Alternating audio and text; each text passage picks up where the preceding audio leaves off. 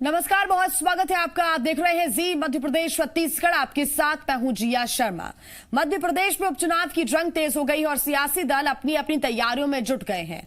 दांव पर 27 सीटें हैं और यही 27 सीटें कांग्रेस के लिए सत्ता की सीढ़ी है। तो बीजेपी को भी अपनी सत्ता बचाए रखने के लिए इन्हीं 27 सीटों पर जीत हासिल करनी होगी। मध्य प्रदेश में उपचुनाव वाले इलाकों में माहौल चुनावी हो चुका है। ऐसे में सियासी दल विरोधियों को घेरने और जनता को लुभाने के लिए कोई भी मुद्दा हाथ से नहीं जाने देना चाहते हैं। इस खास कार्यक्रम के जरिए हमारी कोशिश भी यही है कि उपचुनाव से जुड़ी हर बड़ी सियासी हलचल, हर बड़ा बयान, हर बड़ा मुद्दा हम आप तक पहुंचाएं।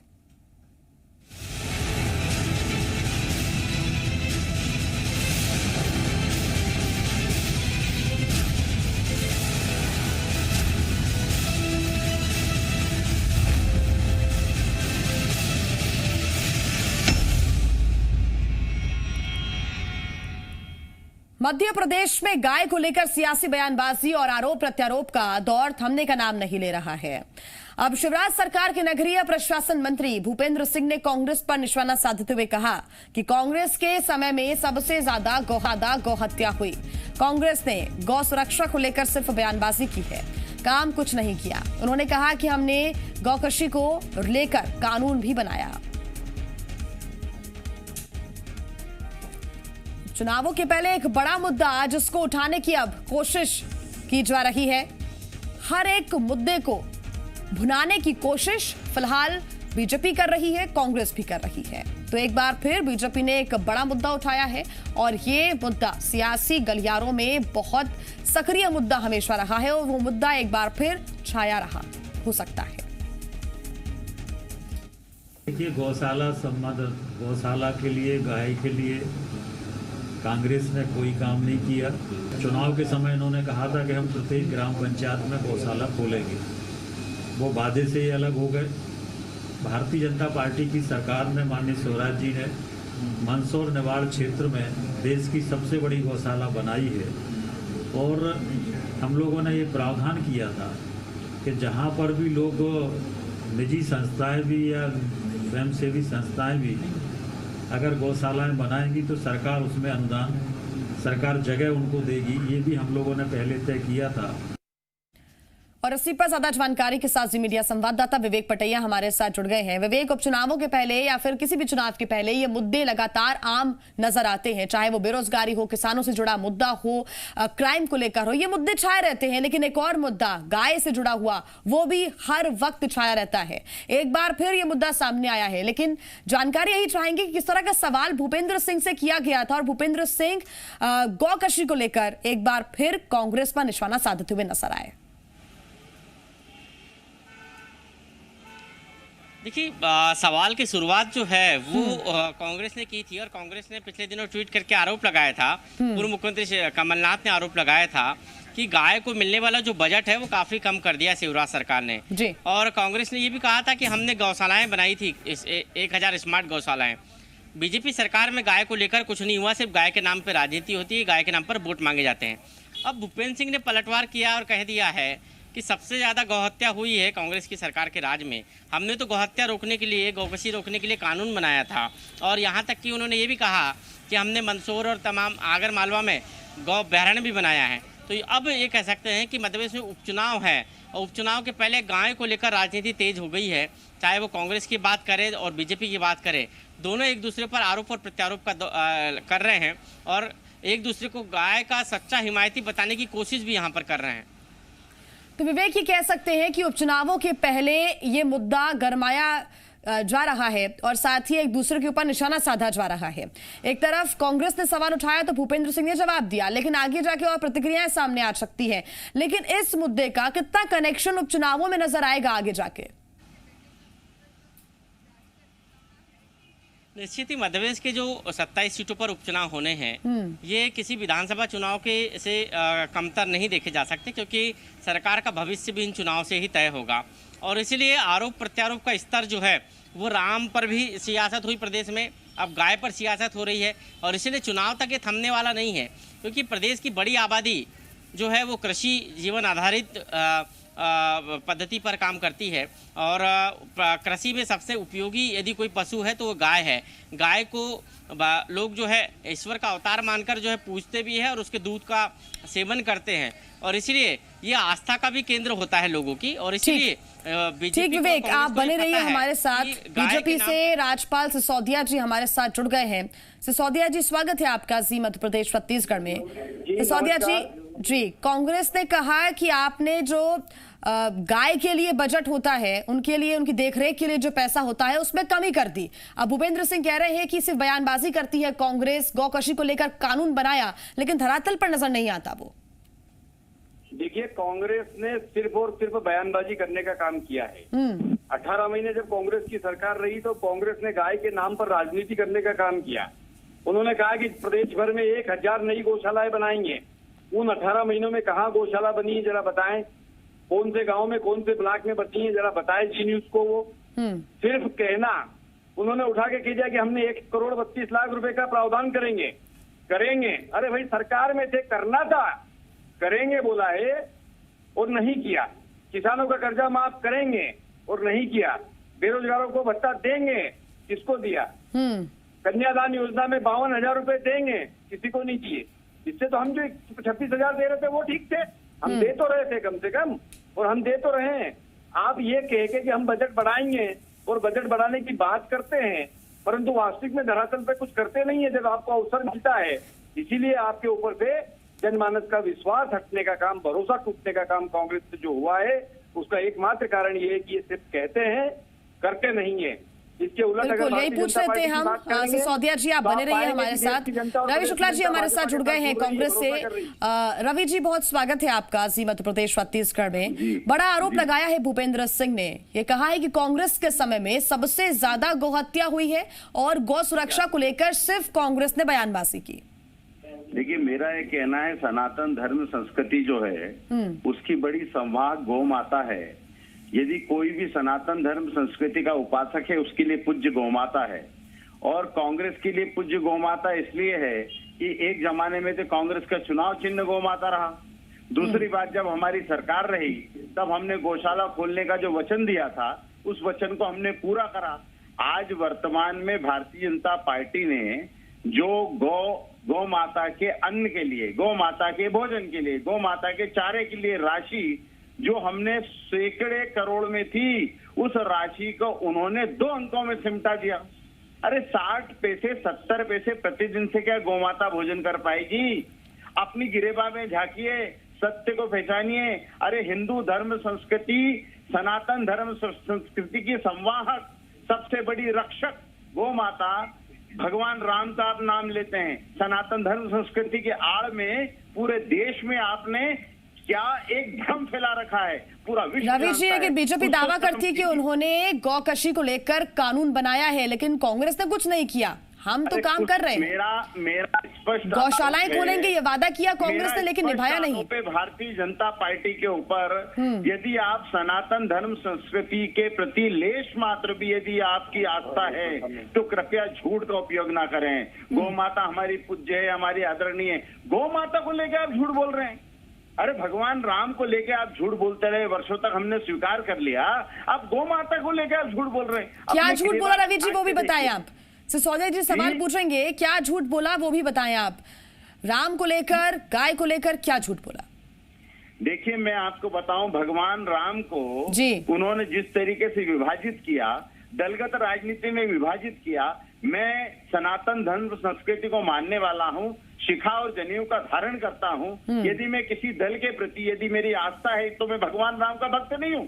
अरे भगवान राम तो सर्वव्यापी हैं, पूरे सृष्टि के, पूरे अंतरिक्ष के, पूरे ब्रह्मांड के देव हैं। आपने विभाजित करने का कुत्सित प्रयास किया भारतीय जनता पार्टी ने भगवान राम को, मैं इसकी निंदा करता हूं।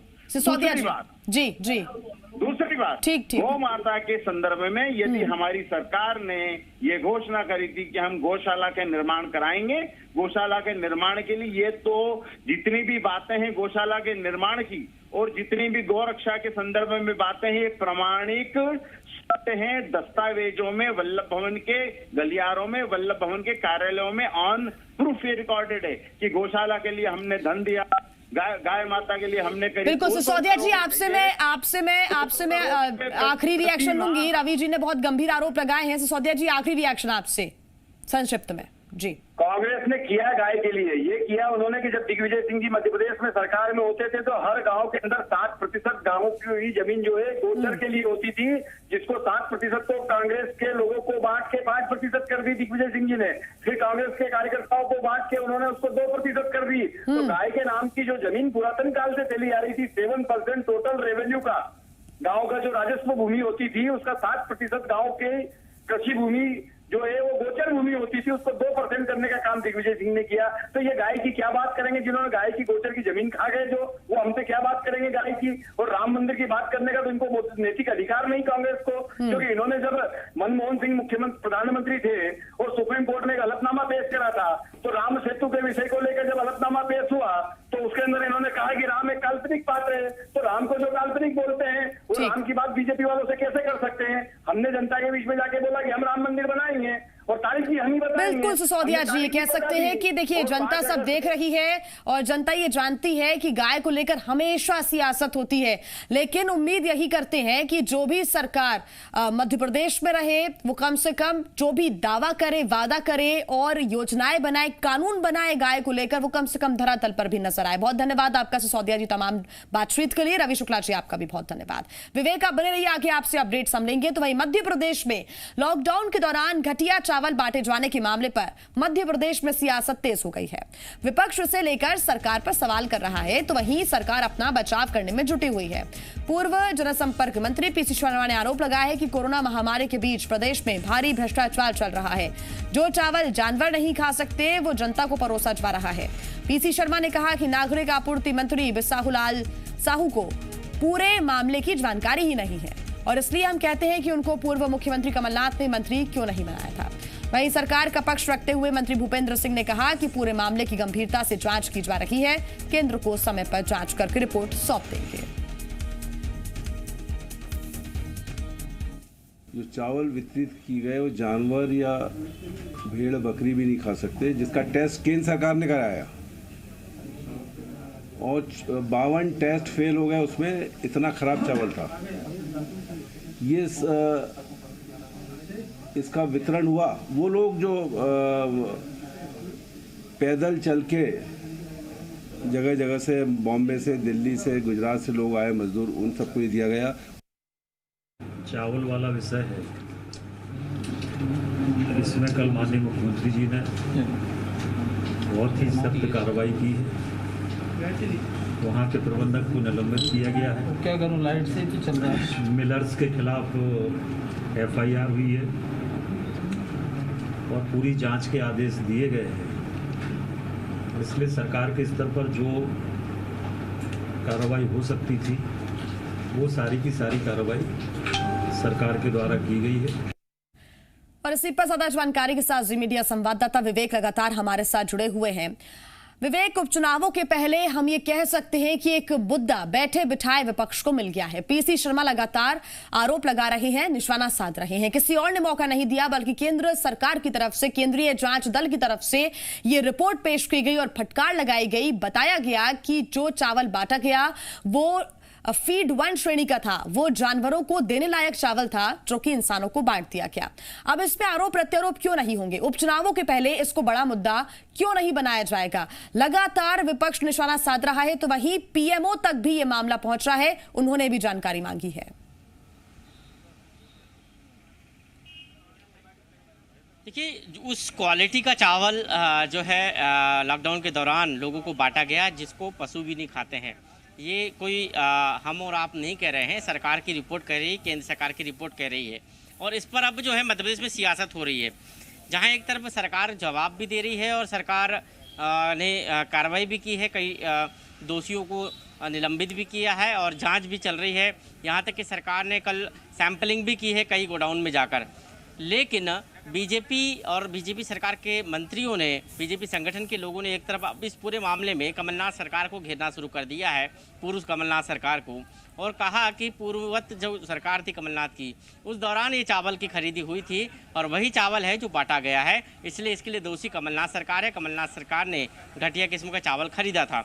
वहीं दूसरी तरफ विपक्ष का जो सीधा सीधा कहना है कि ये सरकार इस पूरे मामले में लीपापोती कर रही है। सरकार में इस वक्त जो मंत्री, ऊर्जा मंत्री है, वो उस वक्त खाद्य मंत्री भी रहे हैं। जब यदि सरकार कह रही है कि उस वक्त की खरीदी है, तो फिर उस वक्त के खाद्य मंत्री भी इसमें दोषी है, जो इस वक्त बीजेपी में सरकार में है। तो अब ये पूरा मामला जो है राजनीतिक आरोप प्रत्यारोप का हो गया है।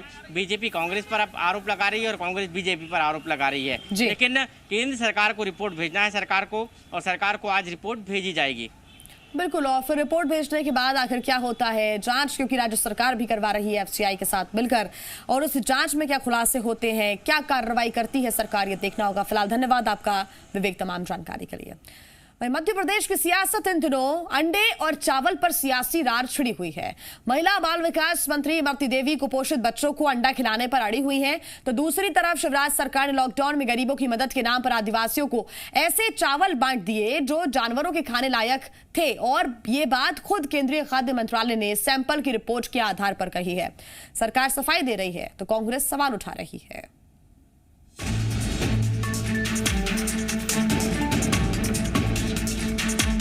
मध्य प्रदेश की सियासत में इन दिनों एग राइस पर घमासान जारी है। आपको भी लगेगा कि एक डिश का सियासी कनेक्शन क्या है। दरअसल एमपी में कुपोषण खत्म करने का हर सरकार वादा तो करती है, मगर कुपोषण है कि खत्म होने का नाम ही नहीं ले रहा।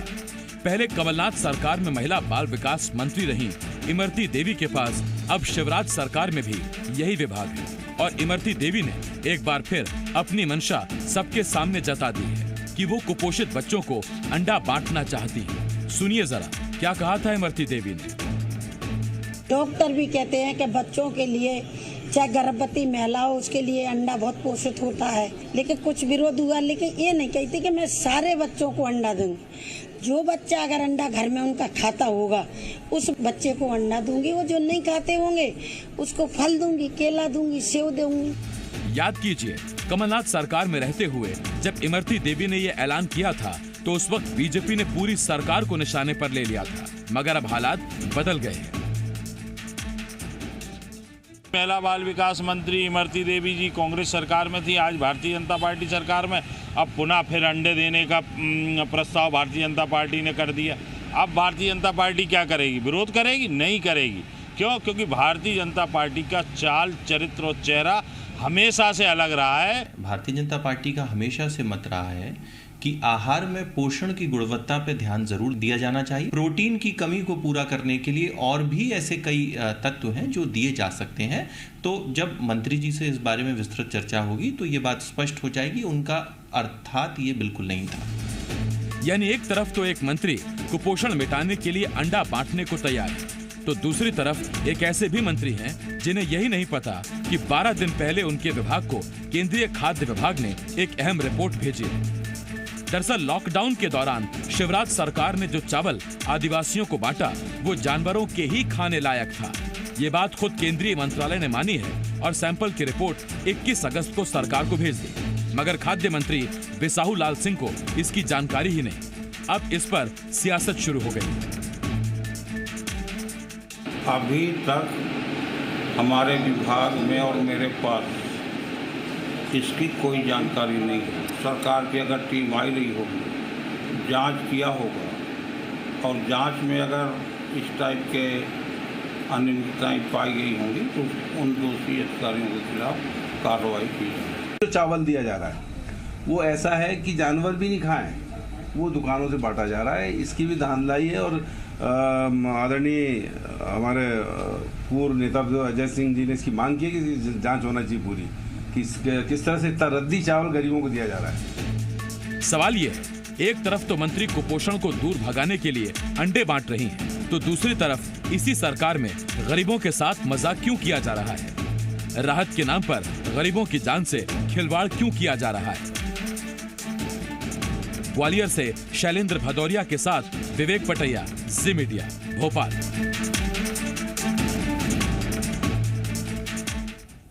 तो मध्य प्रदेश में उपचुनावों को लेकर बीजेपी ने अपना प्रचार प्रसार भी तेज कर दिया है और इसके तहत राज्यसभा सांसद ज्योतिरादित्य सिंधिया आज ग्वालियर दौरे पर रहेंगे। सड़क मार्ग के जरिए सिंधिया ग्वालियर पहुंचेंगे। दोपहर 3 बजे से शाम 5 बजे तक वो ग्वालियर के रानी महल में जनसंपर्क कार्यक्रम में शामिल होंगे और उसके बाद शाम 5:30 बजे से 8 बजे तक भी स्थानीय कार्यक्रमों में शिरकत करेंगे। रात में सिंधिया स्थानीय पत्रकारों से मुलाकात करेंगे। रात ग्वालियर में रुकेंगे और उसके बाद सिंधिया कल सुबह सड़क मार्ग से दिल्ली लौटेंगे। और इसी पर ज्यादा जानकारी के साथ मीडिया संवाददाता शैलेंद्र हमारे साथ जुड़ गए हैं। शैलेंद्र, पूरा कार्यक्रम बताएं और क्या कुछ तैयारियां की गई हैं सिंधिया के पहुंचने की? देखिए जिया, मैं बता दूं कि आज जब सिंधिया ग्वालियर पहुंच रहे हैं तो उनका एकमात्र कार्यक्रम जो पॉलिटिकल है वो है रानी महल में जनसंपर्क, यानी वो अपने जो निवास स्थान है वहां पर रहेंगे और ग्वालियर चंबल संभाग अंचल के जितने भी नेता हैं जो बीजेपी से जुड़े हैं या फिर सिंधिया के समर्थक हैं वो सब उनसे मुलाकात करेंगे। लेकिन ये बहुत महत्वपूर्ण मुलाकात होगी क्योंकि पिछले दौरे पर जब वो आए थे तो सदस्यता अभियान के दौरान वो पूरे 3 दिन बिजी रहे और लगातार ये कार्यक्रम बैक टू बैक सुबह से लेकर रात तक होते थे। तो कई ऐसे स्थानीय कार्यकर्ता थे, आसपास के ऐसे कार्यकर्ता थे जिनसे उनकी मुलाकात नहीं हो पाई थी और आज वो जब वो पहुँच रहे हैं तो उन स्थानीय कार्यकर्ताओं से एक एक करके मुलाकात भी करेंगे। उसके बाद उनका जो प्रमुख कार्यक्रम है, जो सिंधिया परिवार के मुखिया होने के नाते जो उनका एक परंपरागत कार्यक्रम रहता है मंसूर बाबा की दरगाह पर जाकर उर्स जो आज आयोजन किया जाता है उसमें चादर पोशी जो है वो सिंधिया परिवार की तरफ से की जाती है और वो एक महत्वपूर्ण कार्यक्रम होता है सिंधिया परिवार के लिए। उसमें वह शिरकत करेंगे। उसका समय लगभग 5:30 बजे वो वहाँ पहुँचेंगे और 8 बजे तक वहाँ पर वो रहेंगे। उसके बाद एक जो है एक आयोजन किया गया है जिसमें सारे पत्रकारों को बुलाया गया। हो सकता है एक प्रेस कॉन्फ्रेंस भी करें ताकि आने वाले समय की रणनीति जो है बीजेपी की उसके बारे में वो बताएंगे। तो जिस तरीके से, हालांकि ये कोई चुनावी दौरा इसको बीजेपी नहीं कह रही है क्योंकि बीजेपी ये कह रही है कि वो अपने व्यक्तिगत दौरे पर आ रहे हैं, लेकिन जिस तरीके से 2 से 3 घंटे वो लगातार कार्यकर्ताओं से मुलाकात करेंगे तो कहीं ना कहीं ग्वालियर चंबल संभाग की जो 16 सीटों पर उपचुनाव होने हैं उसको लेकर रणनीति बन सकती है, खासकर जमीनी कार्यकर्ताओं के साथ। क्योंकि अभी जब वो आए थे तो बड़े नेताओं के साथ मुलाकात की थी, जमीनी कार्यकर्ता कहीं ना कहीं उनसे दूर रहे थे, लेकिन आज जब वो आएंगे तो जमीनी कार्यकर्ताओं से वो फीडबैक भी लेंगे कि आखिर उनके प्रत्याशियों की क्या स्थिति है और आने वाले समय में किस तरह की रणनीति होनी चाहिए ताकि आने वाले समय में 16 की 16 विधानसभा सीटों को जीता जा सके। बिल्कुल शैलेंद्र, बहुत धन्यवाद आपका तमाम जानकारी के लिए। वहीं ग्वालियर में रोपवे निर्माण को अनुमति मिलते ही एक बार फिर इस पर राजनीति शुरू हो गई है। कांग्रेस ने तंज कसते हुए कहा कि यह सिंधिया के लिए बड़ा झटका है। सिंधिया नहीं चाहते थे कि टर्मिनल सिंधिया स्कूल के पास बने, लेकिन नगरीय प्रशासन विभाग ने कोई फेरबदल ना करके ये साबित कर दिया कि बीजेपी में आज भी स्थापित कार्यकर्ताओं की चलती है। तो वहीं बीजेपी सांसद विवेक नारायण शेजवलकर ने भी सिंधिया और उनके समर्थकों का बगैर नाम लिए कहा कि पहले हुए सर्वेक्षण में किले की दीवार को ठीक कराने की बात कही गई थी, लेकिन कहीं भी अपर टर्मिनल शिफ्ट कराने की बात नहीं की गई थी। देखिए, सबसे पहले तो मैं कहूँगा कि बहुत डिलेड प्रोजेक्ट है और इसका ग्वालियर वासियों को और पर्यटन के लिए बहुत आवश्यकता है। इसकी कांग्रेस ने बराबर पुरजोर इसके लिए आवाज़ उठाई। सिंधिया जी का निस्वार्थ था क्योंकि वहाँ उनके स्कूल की निजता भंग हो रही थी, इस वजह से वे वहाँ नहीं लगने दे रहे थे और उनके साथ के जितने भी नेता थे, प्रद्युम्न सिंह से लेके सभी लोग, वो भी इसका विरोध कर रहे थे। इसका सीधा सीधा अर्थ ये है कि सिंधिया जी को अब शौक के लिए तैयार हो जाना चाहिए। भाजपा उनकी हर बात नहीं मानेगी। ये तो पूरा थोड़ा मैं पीछे जाना चाहूँगा। जनवरी 2019 से काम वहाँ पर बंद कर दिया जैसे ही कांग्रेस सरकार बनी। रिसेंटली मैंने चीफ इंजीनियर को जिन्होंने वो निरीक्षण करवाया था मध्य प्रदेश सरकार की तरफ से, उनको मैंने लिखा। तो आज मैंने सुना है कि अखबार में आया है कि उसका जवाब नगर निगम को दिया है और कहा गया है कि काम चालू करें। और इसी के साथ इस खास पेशकश में फिलहाल इतना ही।